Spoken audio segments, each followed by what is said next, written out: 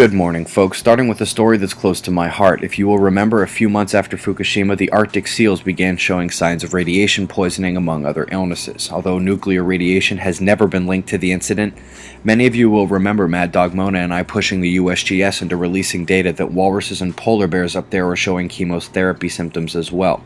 This designation of endangered may be too little, too late. Luckily, still no major quakes, but the upticks are continuing. Unusual magnitude here off Washington. Anytime France is hit with a magnitude 4, I'll give it a shout.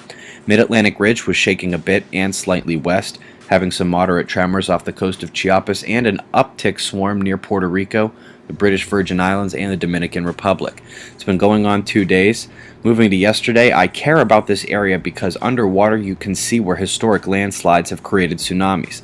And considering how close this is to the U.S. coastline and how active it is seismically, I wonder why so many people prefer to worry about the Canary Islands all the way across the ocean.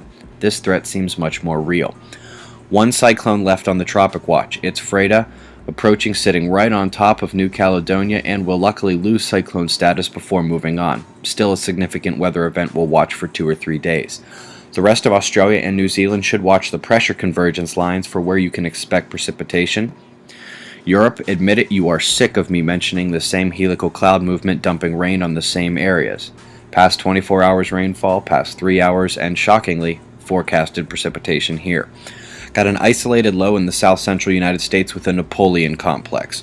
Warm, moist southern air and dry, cooler northern air are slammed together at this low, producing a good amount of precipitation across the area today.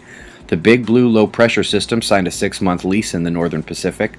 West coast of Canada and Alaska are still dealing with the Pacific moisture rushing up the leading eastern edge and getting dumped on them. Hopefully this will have changed by the time you check the link, but Bartol cosmic ray monitors are lagging, at least the muon network is. We are seeing elevated cosmic rays, not too high yet, but we don't have the latest data, do we? After the news yesterday, the solar wind became oddly denser, then cut off in a burst of speedy particles that is still faster than the initial shock. How does that happen? It was not from this original coronal hole. It was from one of the regions behind and south of it that came 1 to 3 days later. Can't really have the fastest part of the stream arriving second if they shared a genesis. Either way, it's here, inducing baseline resonance and another line just above 2 Hz. Watching the last 2 days of visible spectrum sunspots first. Down south, a region decays while top left a new one arrives. On the north, large umbra, above that high latitude sunspots emerging. We have now seen the sun peppered a bit, also got more coming down here below, but before anyone says that this high latitude sunspot on the north proves solar max is over, remember, blue leads on the south, red leads in the north. The high latitude spot on the north has that red negative leading and therefore is not reversed. We are not done with this solar maximum. January 3rd and 4th are next alignments here on Ceres 1 JPL. Earth passes between Ceres and Venus, while Mercury will heliocentrically oppose Jupiter. I'm through April with the ephemeris, and I'll have more future alignments in the coming days. Any bets on the boastfulness of this eruptive region when it faces Earth? NASA? Eyes open, no fear. It's 5:35 a.m. Eastern Time, and that's the news. Be safe, everyone.